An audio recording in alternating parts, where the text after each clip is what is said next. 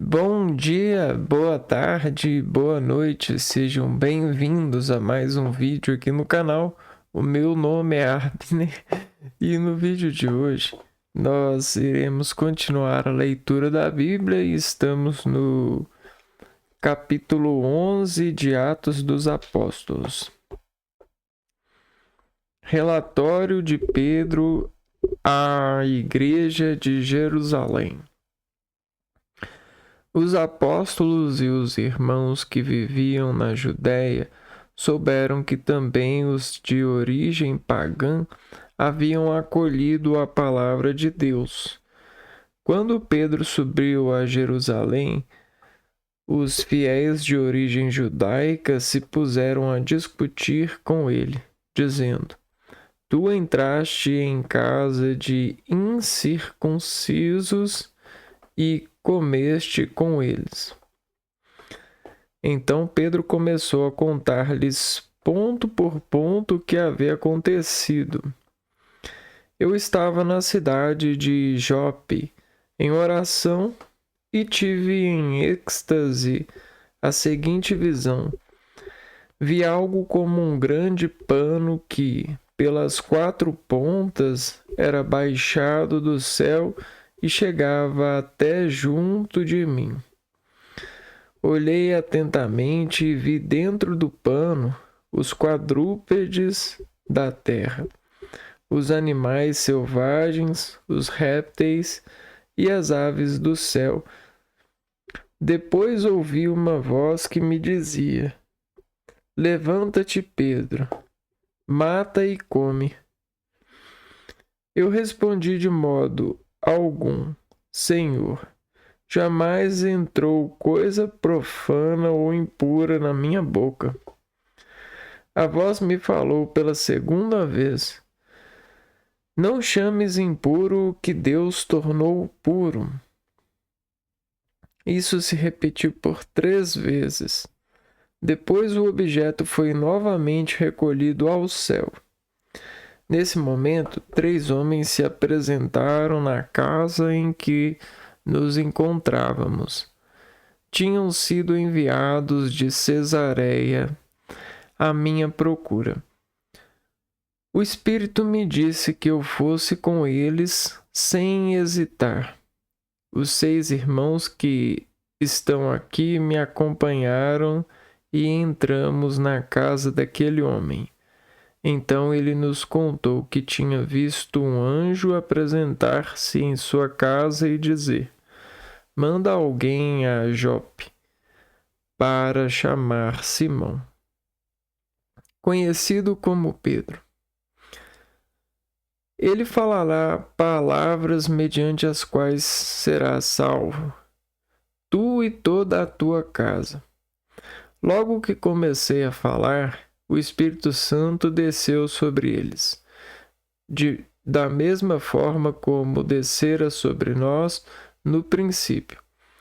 Então eu me lembrei do que o Senhor havia dito: João batizou com água, mas vós sereis batizados com o Espírito Santo. Se Deus concedeu a eles o mesmo dom que a nós, que acreditamos no Senhor Jesus Cristo, quem seria eu para me opor à ação de Deus? Ao ouvirem isso, os fiéis de origem judaica se acalmaram e glorificavam a Deus, dizendo: Também aos não-judeus Deus concedeu a conversão que leva à vida. A igreja de Antioquia. Os que se haviam dispersado por causa da perseguição que se seguira à morte de Estevão chegaram a Fenícia, à ilha de Chipre e à cidade de Antioquia, mas não anunciavam a palavra a ninguém que não fosse judeu. Contudo, alguns deles, habitantes de Chipre e da cidade de Cirene, chegaram a Antioquia e começaram a pregar também aos gregos, anunciando-lhes a boa nova do Senhor Jesus. e a mão do Senhor estava com eles. Muitas pessoas acreditaram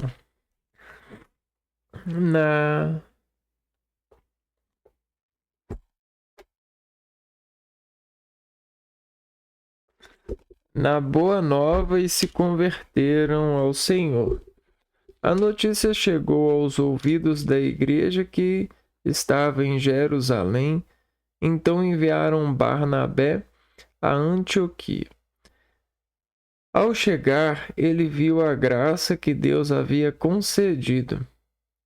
Alegrou-se muito e exortou a todos para que permanecessem fiéis ao Senhor, com firmeza de coração. Pois ele era um homem bom, cheio de Espírito Santo e de fé. E uma grande multidão aderiu ao Senhor. Barnabé, entretanto, partiu para Tarso à procura de Saulo. Tendo-o encontrado, levou-o a Antioquia. Passaram um ano inteiro trabalhando juntos naquela igreja e instruíram uma numerosa multidão. Em Antioquia, os discípulos foram pela primeira vez chamados com o nome de cristãos. Naqueles dias desceram alguns profetas de Jerusalém para Antioquia.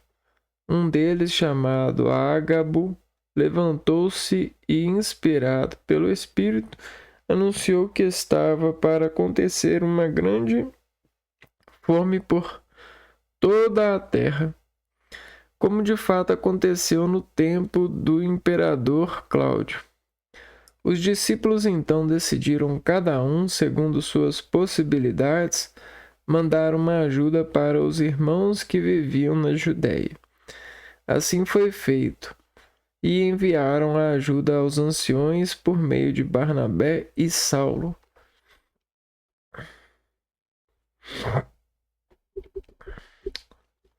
E aqui acaba o capítulo 11.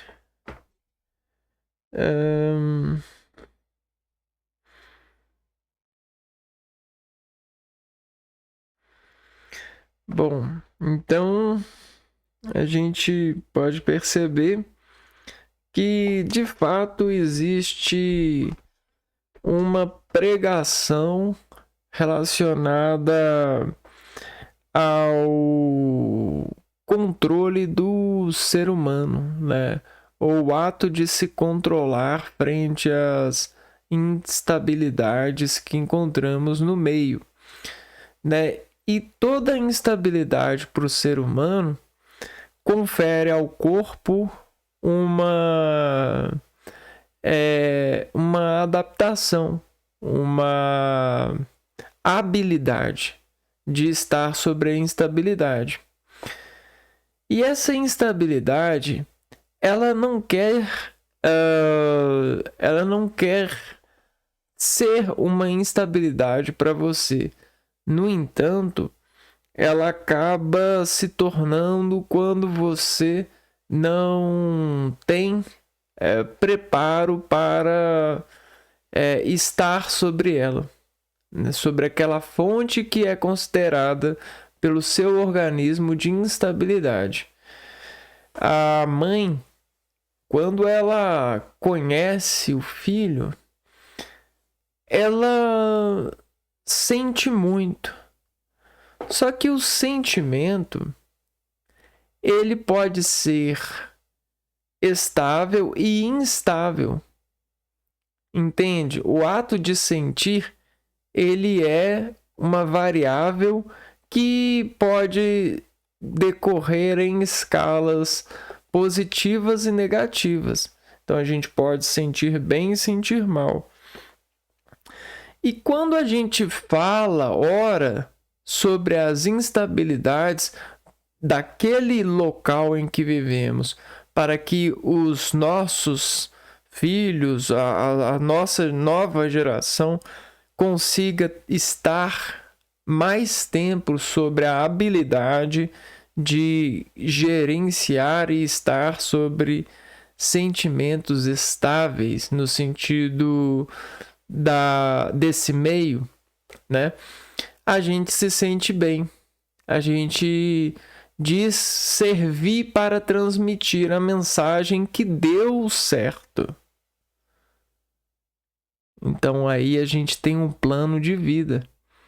A nossa missão é transmitir o bem, para que o bem continue sobre a nossa contagem, né? O nosso contagiar.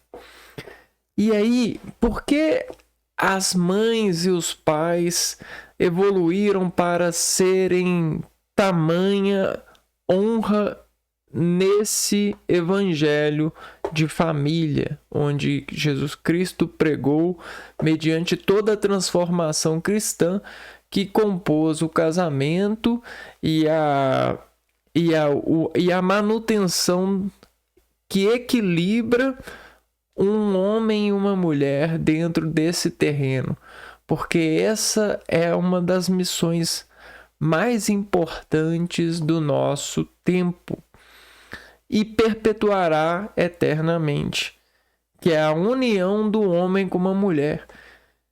E a união, ela é sentimental, porque ela demanda que o homem se conecte com a mente da mulher e a mente da mulher se conecte com a mente do homem. E olha só, a mente, ela não é suja, ela não é traiçoeira, ela não tem nada de características assim.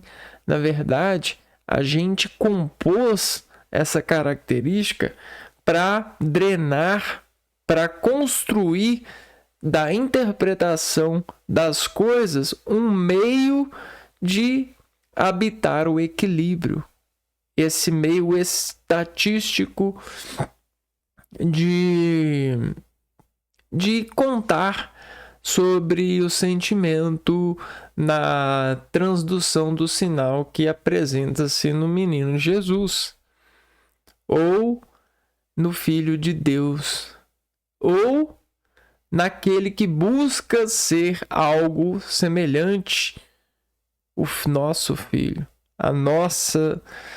nós mesmos, né? Vamos dizer assim, pensando nesse ato de amor.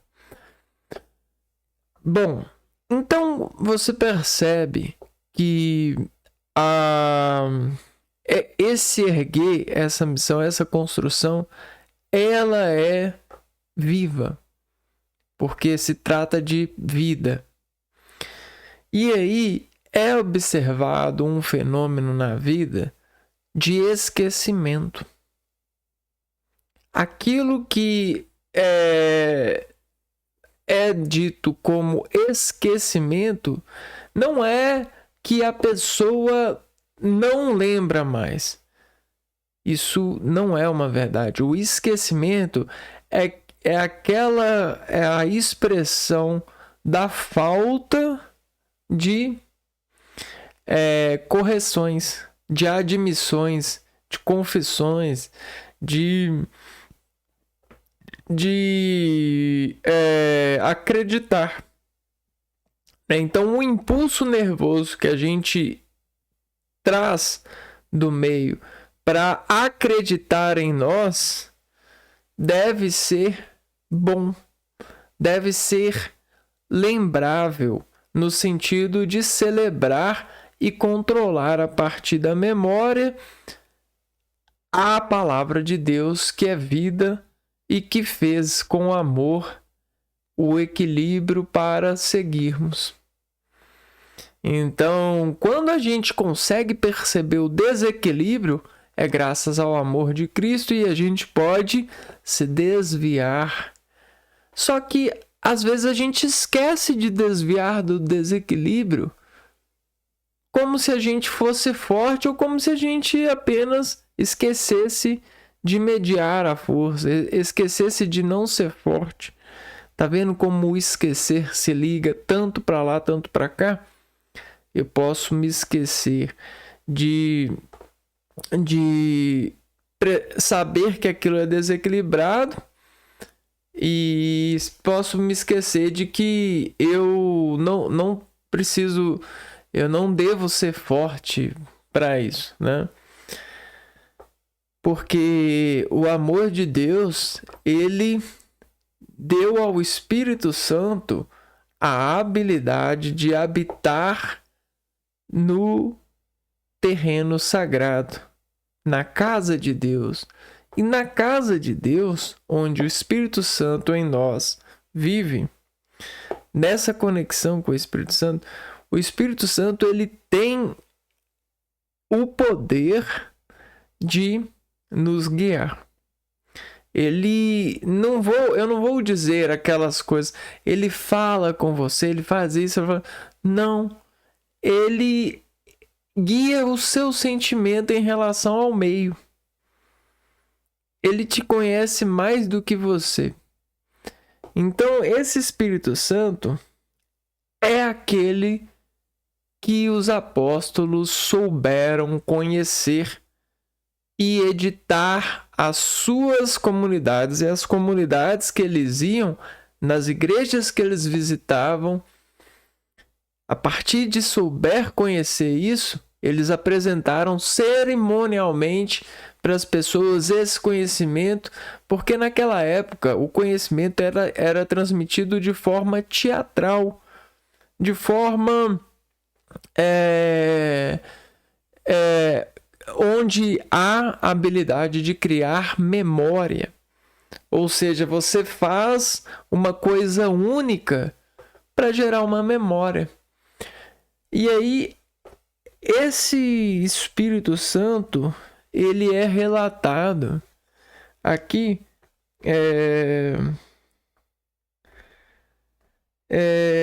sobre o apuramento da percepção, né? Quando os apóstolos eles utilizam da percepção, aqui, ó,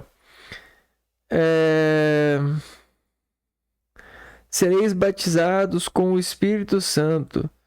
Batizar com o Espírito Santo quer dizer que você vai adquirir o conhecimento do Espírito Santo, ou seja, você vai crer tanto no Espírito Santo que ele o guiará, né? Você conhecerá a Deus, esse poder, né? Então, eu vejo que esse capítulo 11, ele traz para nós,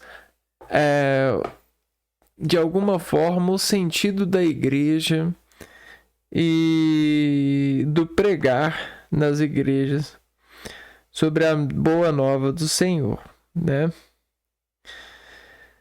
Porque quando você faz isso de uma forma pura, você leva muitas pessoas o conhecimento. E, bom, essa é a nossa missão. Tanto é que a gente desenha, constrói, investiga, edita, refaz, corrige, constrói de novo, corrige, e esse é eu, esse é você, esses são todos nós, vidas, e a gente transmite essa vida de amor para as matérias das quais nos ajudam a pregar o Evangelho de Deus, ou seja, o amor pelos irmãos, a fidelidade ao casamento, né? O arrependimento do pecado, o caminho do bem, porque esse realmente é o caminho que faz com que a gente goste de viver, porque em um momento ou outro vai vir a escuridão, né? Vai vir a dúvida do gostar de viver. Ela vai chegar para todos nós, assim como chegou para Jesus a partir das tentações naqueles momentos difíceis. Eis aí o momento de saber.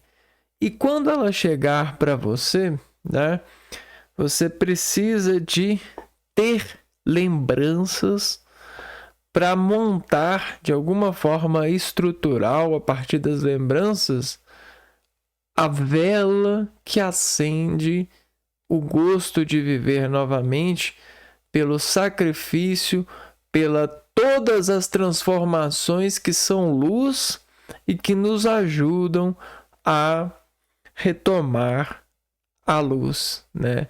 Retomar esse banho de luz, esse batismo. Ou seja, sabe quando você sai do útero e vê a luz pela primeira vez e aquilo te incendeia? Aquilo liga o seu Espírito Santo assim, ó, como uma faísca liga uma chama, como o carro liga assim, né? O motor liga.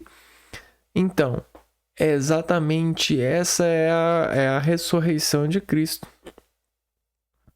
Quando você adquire a luz e se chama, ou seja, esse chamado, quando o Espírito vibra em você, você não quer mais, você não desiste de nada, você não deixa de acreditar em nada, tudo é fenomenal para você. E isso não é um estado de droga, disso, daquilo, não. Porque isso é o estado de conexão, né? Isso é você se abrir para o amor. Sabe, quando algo tá tão difícil para você, mas alguém vai lá e te ajuda, e de alguma forma essa ajuda, ela não te cobra nada. Na verdade, aquela pessoa, ela quer te ajudar. Aquilo é um amor. Sabe quando você está totalmente destroçado e alguém chega e te dá um abraço, né? Aquilo é um amor. Só que o amor, ele se encaixa. E o amor, ele é exato. Ele é o que a matemática tenta imitar da expressão da natureza num papel. Só que ela não consegue. Na verdade, o amor, ele é mais forte do que a nossa resultante, no sentido da construção cognitiva desse método de comunicar a partir de símbolos numéricos, símbolos gráficos. Porque o amor, ele não é visual, ele é encadeado fisiologicamente, e ele chega no mais fundo do ser, que é o interior do seu organismo. É naquele florescer de células novas, né? Então, quando você sente amor, parece que tem um monte de célula nascendo nova, renovando, renascendo em você, para que você consiga se acender novamente. Porque muitas pessoas fumam drogas, queimam baseados, isso, porque elas queimam as células que não estão conseguindo mais potencial de acender, chamando o corpo para renovação celular. Só que elas não entendem isso. Elas acham que é uma droga, que é uma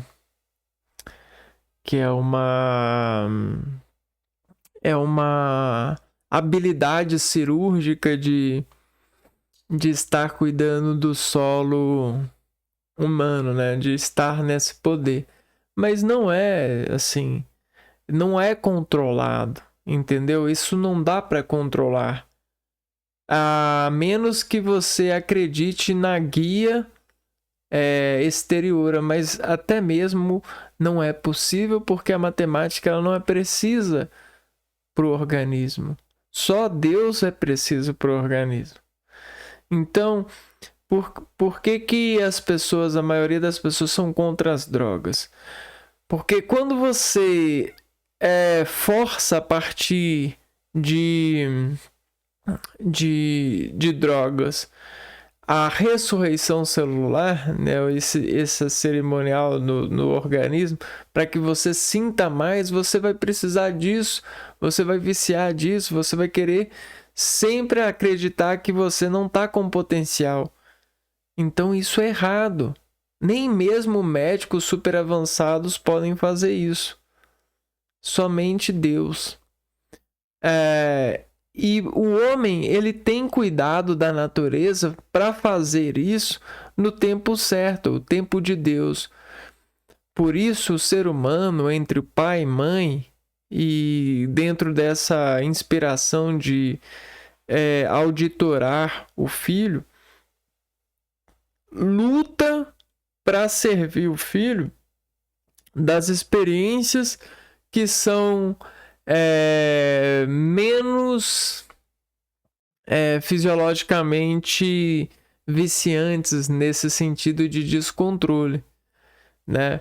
Então você pode perceber que a educação, a leitura, a prática de esportes físicos, o hábito de comer de uma forma religiosa, no sentido cerimonial, né, onde você senta à mesa para comer com pratos, lava a mão, prepara o alimento e tudo. Tudo isso foi feito para que o filho, né, ou você mesmo, sendo filho de Deus nesse momento, né, você e Deus, para que você tenha condição de controlar, não viciar, não cair no vício e aos poucos esperar a vinda do Senhor Jesus, que é a volta, a ressurreição de células, aquele sentimento. Aí você olha para tudo assim e fala assim: nossa, vou passar um pano aqui. Nossa, que bom que eu tenho isso. Sabe aquele sentimento de pensar ter perdido algo, mas não perdeu? E aí você agarra esse algo e fala assim: nossa, ainda bem. Só depois que eu perco alguma coisa que eu sinto o quanto ela é importante, né? Eu tenho... uns dias atrás eu estava limpando um terreno ali. E aí eu estava pegando na madeira, e a madeira é cheia de pregos, né? Cheia de perigos. E a luva era uma proteção para esses perigos. Aí eu perdi a luva. Cara, é frustrante. A gente fica muito arrependido e a gente vê o quanto era importante a luva quando aparecem espinhos na sua mão, quando a sua mão emite o sinal de dor. Ai!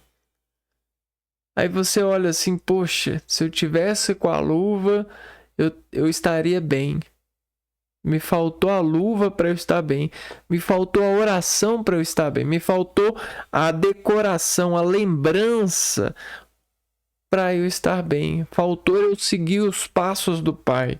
Faltou eu sentar na mesa, agradecer pelo alimento e comer, para que eu não me abusasse do alimento, para que eu não xingasse pela falta de comida. Faltou os modos, né?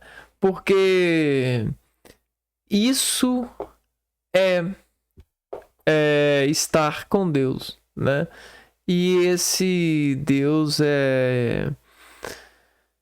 ele é aquilo que a gente busca acreditar que dá para todo mundo, né? Dá no sentido assim de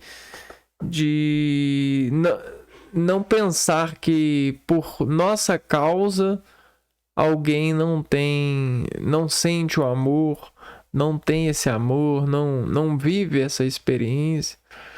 E também, né, pensar que a gente faz a nossa parte para que todos sintam amor, para que a gente também possa sentir, para que a gente não fique triste porque a gente quer sentir, mas outros não sentem e ficar com isso na consciência, né?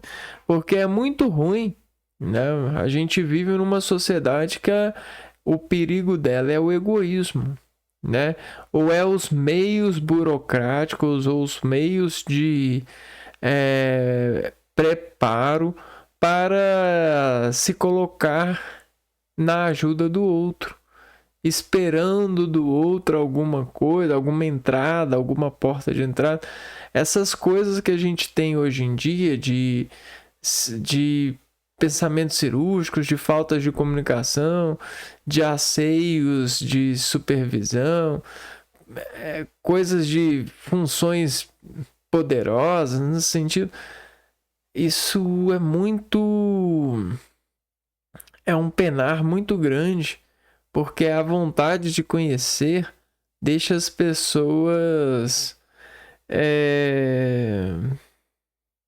arrogantes, ignorantes, e aí depois elas vêm justificar isso com um monte de metodologia científica, onde aquilo se começa a ser representado como um meio de lamento, quer dizer, um medicamento, algo que faz o organismo deprimir ou alguma coisa nesse sentido. Porque de fato toda a corrente de água que se transforma em oração e é elevada ao organismo tem a sua queda, ok? E aí tá aí essa dependência, essa droga, esse vício das pessoas saberem que às vezes atrasa ou deixa a desejar nessa união de pessoas onde o egoísmo ou outras coisas assim, né? O medo não deixa a gente ser inteligente para ajudar uns aos outros. A gente se torna inteligente para guardar ou gerar um meio de arrecadar mais riquezas do que os outros, ser mais atrativo que os outros. E isso é muito atrasado, né? Isso é um relógio muito desonesto. É como se cada um tivesse um relógio, vivesse num templo. Então, o que a igreja está fazendo? Está fazendo as pessoas quererem viver cada um em um templo? Não é a união nossa que vai dar vida e amor para todos? Pois precisamos do amor. Eu precisei dos meus pais quando eu era uma criança. Eu preciso de vários pais quando eu sou adolescente. Eu preciso de muito mais pais quando eu sou adulto. E eu preciso de muitos mais pais quando eu sou um velho. Mas e aí? Você também. Vamos nos unir, né? Que esse templo que todos estão preparando para si e suas famílias possam desmoronar, para que nós possamos construir um templo para nossa salvação, né? Um templo que de fato nos coloca no tempo comum, no tempo de ajudar uns aos outros, de ser pai e mãe uns dos outros, para que nós possamos nisso sempre sermos filhos de Deus nessa disposição, né? Porque é muito É muito ruim não poder ter, não poder sair, não poder ganhar a liberdade. E os devotos, né, esses pais, esses mães, votaram para nós, votaram para que a gente não passasse no curso que a gente queria, não passasse no concurso, para que a gente não viajar, não ganhasse, não pudesse viajar para outro país, para que a gente ficasse desconfortadamente financeiro. E como é que a gente olha para os nossos pais que devotadamente assumiram essas escolhas?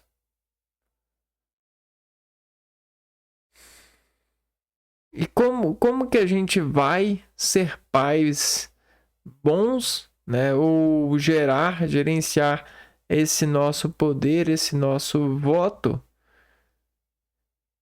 se não conseguimos acreditar no que os nossos pais fizeram conosco?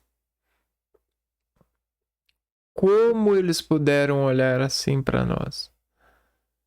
Né? O que a gente agora vai poder esperar deles, desses nossos pais que nós precisamos? Então, muitas das vezes, o meu organismo ele procura um jeito de não ter mais pais ou não pensar nesse absurdo religioso. Ora essa, né? Como eu vou poder ter esses pais? Eles nunca vão me dar nada. Olha só, eu tenho 32 anos e o que eles me deram? Né? O que eu pedi, o que eu esperei, né? E o quanto eu espero. Eles não conversaram comigo, não souberam saber minha vontade, não. E se disseram que saibam, fizeram de modo espionado. Não foram de modo negociado, da maneira como se faz, para que a gente cresça. Então, que a gente abandone todo esse erro, né? Essa, esse, esse olhar científico, esse modelo de modular-nos, né? Que a gente possa construir um que seja verdadeiro, né? Funcione, né? Não abandone, não nos coloque em desmoronamentos psicológicos. Não use essas armas para conosco, né? Que de fato saibamos sermos pais, né? Para conseguirmos encontrar Deus e esperança, porque nós precisamos uns dos outros. Mas e aí? E a casa para todo mundo? E o carro? E o conforto, né? E as possibilidades? Como olhar para isso? Como ignorar aquilo que é tão forte? É, como, como pedir é, para uma pessoa, depois de tanto estudar, que ela ignore a sabedoria e seja forte para sofrer em nome de Deus, em nome dos irmãos que aparentemente precisam de mais dinheiro do que nós, porque são diferentes, são superdotados,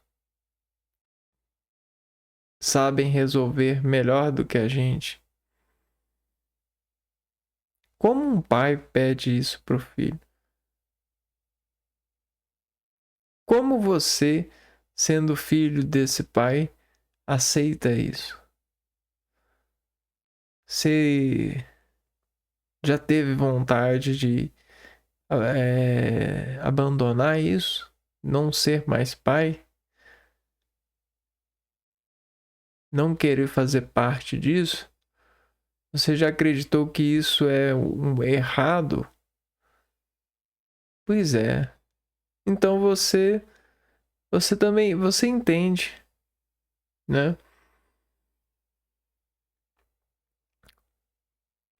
Pois é, então de alguma forma a gente pode assumir que a igreja tem errado, né? Poxa, depois de tantos anos, errar assim, ou não é um erro, é uma vontade. Não sei responder, mas acredito que Paulo semeou e dedicou na oferta de sua sabedoria, do Espírito Santo, que é Deus e que habita em nós, a partir de semear pelas igrejas, ele disse para todos que o Espírito deve ser bom e deve estar bom dentro do solo, que é a igreja. O consolo da igreja precisa observar as suas sementes e dar a elas o desenvolvimento, o adubo, a esperança,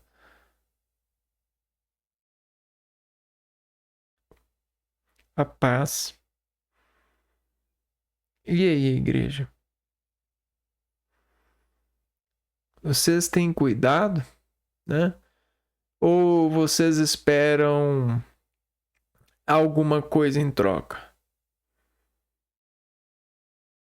Vocês têm sido o quê? Bancos que esperam que a gente deposite a nossa graça em vocês e depois nos dê a segurança do nosso dinheiro e de alguma forma alguma poupança? Ou vocês são ou vocês são a esperança, vocês são a honra e a glória, vocês são a esperança da igualdade socioeconômica? O que vocês são? Vocês são um comércio? Vocês são uma entidade? Ou vocês são a esperança? Vocês são... O que vocês são? O que vocês acham que vocês estão fazendo por nós? Né? O que a gente pode esperar de vocês? Por que a igreja é importante? Por que a igreja opera desse jeito? Por quê? Por que a gente vai precisar construir mais igrejas? Por que não abrimos o jogo? Nós precisamos uns dos outros. Eu não preciso da igreja para saber do amor de Deus. Eu não preciso de ir da igreja para dizer que eu amo a Deus, para dizer que eu aceito Jesus Cristo como meu único Salvador. Eu não preciso. Eu não preciso disso. Deus me fez perfeito para admitir isso da forma natural. O problema é que talvez até mesmo a igreja tenha ajudado a criar a desnaturação dos homens a partir da supervisão, a partir das variabilidades de destacamento, de contrações por precisões em áreas, né? Essas condenações ao inferno. que a igreja impõe, como se a gente precisasse de ir no inferno porque viríamos a pecar, uma vez que todo pecado que atualmente é feito, de alguma forma, tem a ver com a falha da igreja, com a falha da habilidade de guiar os irmãos para o amor. Como os irmãos conseguem dormir sabendo que seus vizinhos estão passando fome? Ah, meu amigo, isso aí não dá para resolver não. Reza um Pai Nosso, uma Ave Maria e vai dormir. É melhor. Como? Como assim, gente? Ah, existe o SUS, né? Tem pessoal lá trabalhando, para que eu vou me preocupar? O remédio que funciona somos nós somos o milagre. Nós somos a esperança dos nossos irmãos, somos o amor. Vocês não entendem isso? Se vocês propagam isso, se vocês curam isso, vocês estão errados. Estão bastante errados, bastante atrasados. Vocês criaram um relógio pessoal, um relógio meio que de angélico, onde os anjos, ou seja, as pessoas que estão guiadas pela igreja habitam, onde elas sabem, daqui a 10 anos vamos mexer nessa parte, vamos fazer isso, a reforma, isso aqui. É um relógio evangélico. No sentido de anjo, né? Não é no sentido do... Mas poderia também, né? Daria para encaixar. Então tá errado, cara. A gente não tem tempo. Nossa urgência é agora, é o presente. Nós não temos tempo. Porque nesse exato momento, nesse exato presente, eu penso, a minha cabeça pensa em abandonar, pensa em desistir. Passa na minha cabeça a tristeza arquiteturada pela falha dos meus irmãos, dos meus pais, das minhas mães. E pelo desgosto de vê-los felizes na minha desgraça. Vê-los suportarem isso de uma forma burocrática, técnica, organizada, como se isso fosse seguro. É seguro que eu sofra. Precisamos ser fortes para assistir o nosso filho sofrer. Então vamos criar uma forma técnica, descritiva, matemática, bioquímica, fisiológica, artística, teatral, de todas as formas possíveis para nos assegurar de que podemos estar bem diante do sofrimento do nosso filho, como se ele tivesse drogado e a droga tomasse o lugar dos pais.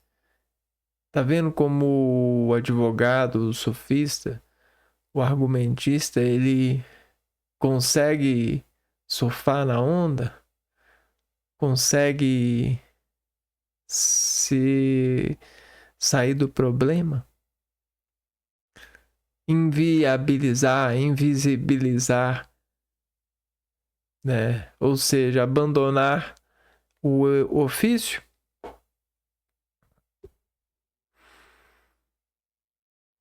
Pois é. E aí?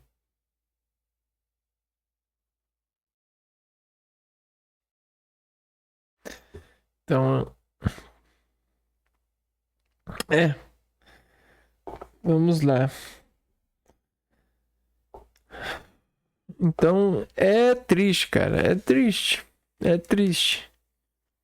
Assistir os novos no meio dessa sujeira e levando a acreditar que há de ter esperança, mas sabendo que quando chegarem na nossa idade, eles vão sofrer pra caramba por nossa causa, cara. Porque não fomos honestos, não lutamos, não soubemos desistir desse pecado, dessa droga, do dinheiro, desse poder sobre os outros. Infelizmente, cara, dentro desse estilo de vida, uma das maiores tentações que eu tenho é que Deus me liberte. E não é por falta de entendimento, não. Eu entendo bastante. Mas é porque não era para ser assim, mas tem sido muito mais triste estar nesse meio, viver nesse meio, do que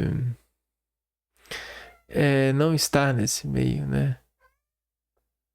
Então é complicado, porque quando a gente fala, as pessoas elas negam a Cristo, negam a verdade. E são as mesmas pessoas que nos vêm dizer que devemos aceitar a Cristo e devemos ir na igreja e devemos viver em Cristo. São as mesmas pessoas. Dependendo do que você fala com elas, elas negam. É só você ter a palavra certa para dizer. E isso já aconteceu diversas vezes quando eu as questionei. Então, fica aí. Não é o ser humano, ele não é aquilo que ele aparece ser, né? O ser humano é aquilo que Deus fez para ser. Ninguém tem que corrigir e nem ver se está sendo. É Deus que faz, tá bom? Então eu vou ficando por aqui. A gente se vê então no próximo vídeo. Um abraço para vocês e fui!